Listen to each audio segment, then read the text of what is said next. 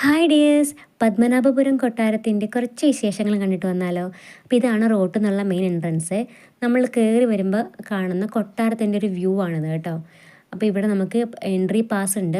ഈ കൊട്ടാരത്തിൻ്റെ ഒരു ഭാഗം തന്നെയാണ് ഓഫീസായിട്ട് പ്രവർത്തിക്കുന്നത്. അപ്പോൾ നമ്മൾ അവിടുന്ന് പാസ് എടുത്ത് വേണം അകത്ത് കയറാൻ.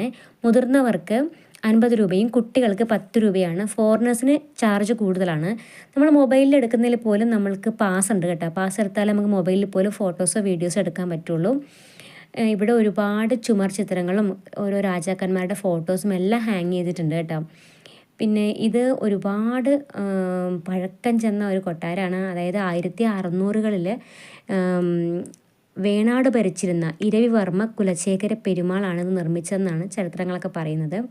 ഇത് കൽക്കുളം പാലസ് എന്ന് പറയുന്നതും ഇത് തന്നെയാണ് കേട്ടോ. 1750കളിലാണ് അനിഴം തിരുനാൾ മാർത്താണ്ഡവർമ്മ ഇത് പുതുക്കി പണിയുന്നത് കേട്ടോ.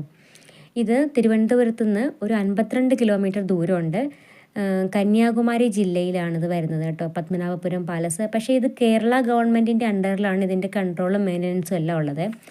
ഇത് ഒറ്റൊരു പാലസ് അല്ല, ഓരോ ഇരുനില മാളികയായിട്ട് ഇങ്ങനെ സെപ്പറേറ്റഡ് ആയിട്ടുള്ള ഓരോരോ ഇതാണ്.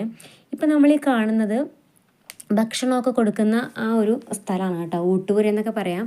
അവിടെ പണ്ട് ഉപയോഗിച്ചിരുന്ന കുറേ പഴക്കം ചെന്ന ഭക്ഷണമൊക്കെ ഉണ്ടാക്കിയിരുന്ന കുറേ പാത്രങ്ങളെല്ലാം കാണാം. നമുക്ക് അതിൻ്റെ അടുത്തോട്ട് പോകാൻ കഴിയില്ല, ഗ്രില്ലൊക്കെ ഇട്ട് മാറ്റി നിർത്തിയിരിക്കുവാണ്. ദൂരം നിന്ന് കാണാനേ പറ്റുള്ളൂ. പിന്നെ ഇതിൻ്റെ മച്ചെല്ലാം കാണുന്ന ഫുൾ വുഡാണ് കേട്ടോ. പിന്നെ വലിയ നല്ല ലെങ്ത്തിലുള്ളത്, കാരണം ഒരുപാട് ആൾക്കാർക്ക് ഫുഡ് ഉണ്ടാക്കിക്കൊണ്ടിരുന്ന സ്ഥലമല്ലേ. ഇതിൻ്റെ എല്ലാം റൂഫ് നോക്കണം കേട്ടോ, ഫുൾ വുഡിൻ്റെ ഒരുപാട് ഡിസൈനും കുറേ എന്തൊക്കെയോ ശില്പങ്ങൾ പോലെയെല്ലാം ഉണ്ട്. തൂണിലാണേലും ആ റൂഫിലാണേലും എല്ലാം കേട്ടോ. ഇവിടെ പുരാവസ്തു വകുപ്പിൻ്റെ കീഴിലായതുകൊണ്ട് ഇവിടെ ഒരുപാട് ഇവരുടെ ഉദ്യോഗസ്ഥരൊക്കെ ഉണ്ടാവും. എന്ന് വെച്ചാൽ നമുക്ക് ഓരോന്നിനെ പറ്റി എക്സ്പ്ലെയിൻ ചെയ്ത് തരാനാണ്. അപ്പം ഒരുപാട് ടൂറിസ്റ്റൊക്കെ വന്ന സ്ഥലമായതുകൊണ്ട് പല ഭാഷയിലും അവർ ചെയ്തു തരും നമുക്ക്. മലയാളം മനസ്സിലാകാത്ത ആൾക്കാരുണ്ടാവുമല്ലോ.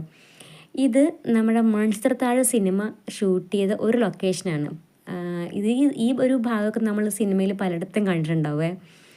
ഇത് ഇടുങ്ങിയ കോണിയൊക്കെയാണ് കേട്ടോ, സ്റ്റെയറായിട്ട് വുഡാണ് ഫുള്ള്. നമുക്ക് ഒരാൾക്ക് കഷ്ടി പോകാൻ പറ്റുന്ന സ്ഥലങ്ങളൊക്കെയാണ്. ഇതൊക്കെയാണ് ഇവിടെ സ്ത്രീകളൊക്കെ ഉപയോഗിച്ചിരുന്ന ഒരു റൂമാണിതെല്ലാം. അവർക്ക് ഇവിടെ ഇരുന്നാൽ പുറത്തുള്ള ഫുൾ വ്യൂവും കിട്ടും, ഈ ഒരു ചെറിയ ജനൽ പോലുള്ള ഇതിലൂടെയൊക്കെ നോക്കുമ്പോഴേ. നമ്മൾക്ക് ശരിക്കും ഒരു നാലുകെട്ട് സ്റ്റൈലിലൊക്കെയാണ് ഓരോന്ന് പണിതിട്ടുള്ളത് കേട്ടോ. ഈ ഡീറ്റെയിൽസൊക്കെ കൂടുതലും അവിടെ നിൽക്കുന്ന സ്റ്റാഫ് നമുക്ക് പറഞ്ഞു തരുന്നതാണ് കേട്ടോ.